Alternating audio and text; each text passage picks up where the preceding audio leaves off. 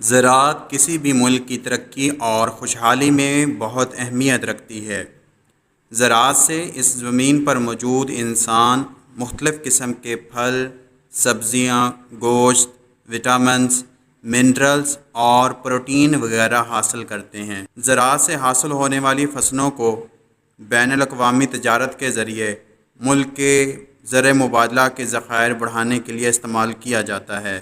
پاکستان کی G D P میں 22.35% حصہ زراعت سے آتا ہے۔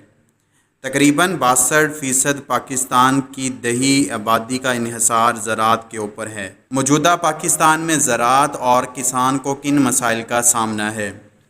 بہتر حکومتی پالیسیوں کی کمی، ہاؤسنگ سوسائٹیز کا بہت زیادہ تیزی سے بڑھنا، غیر معیاری ادویات اور قیمتوں میں ضرورت سے زیادہ اضافہ، غیر معیاری اور مہنگے بیج، بجلی کی لوڈ شیڈنگ اور قیمتوں میں اضافہ، کھادوں کا کسان کی پہنچ سے دور ہونا، کلر والی زمین، آبپاشی کے محدود ذرائع، سائنسی طریقوں کی کمی اور کسان کی فصل کا بروقت اور مناسب قیمت پر فروخت نہ ہونا۔